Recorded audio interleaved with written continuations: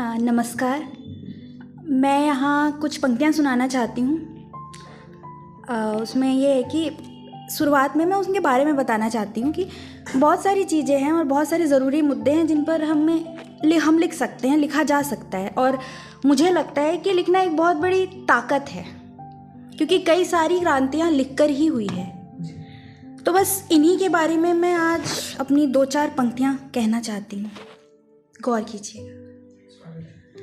कोई बिरला ही होता है विद्रोही कवि आज, कोई बिरला ही होता है विद्रोही कवि आज, जो पन्ने और जीवन दोनों में विद्रोह करे, जो पन्ने और जीवन दोनों में विद्रोह करे। वरना कविताएं कहने भर को वीर रस और जीवन असल में श्रृंगार में बीतता है।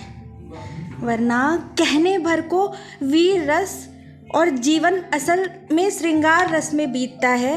कई तो मोह और आसक्ति में डूबकर तथाकथित प्रेमिका के गोद में बेहोश पड़े हैं। उन्हें पता नहीं है प्रेम और लिखे जा रहे हैं कविताएं उनके होंठ, गालों, उनके आंखों और बालों पर।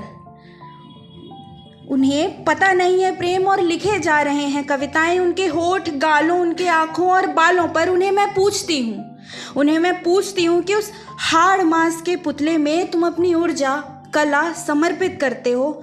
इंसान हो तुम, क्यों जानवरों से हरकत करते हो? इंसान हो तुम, क्यों जानवरों से हरकत करते हो? इतना समय है भी तुम्हारे पास, इतना समय है भी तुम्हारे पास कि तुम इन ऊल जुलूल मुद्दों में उलझ रहे। इतना समय है भी तुम्हारे पास कि तुम इन ऊल जुलूल मुद्दों में उलझ रहे। अरे होश में आओ ज़रा, अरे होश में आओ ज़रा। इनसे हटकर भी कई मुद्दे ज़रूरी हैं, इनसे हटकर भी कई मुद्दे ज़रूरी हैं। दुनिया जल रही है और तुम उथले हवस में भीग रहे। ये दुनिया जल रही है और तुम उथले हवस में भीग रहे। शर्म बची भी है या बेचाए प्रेमिका के झुमकों के साथ?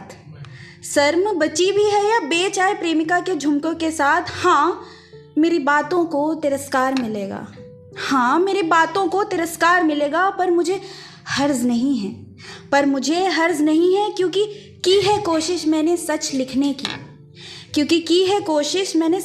की, और ये सच है जनाब। सच तो हर किसी के आँखों का कांटा ही होता है। धन्यवाद।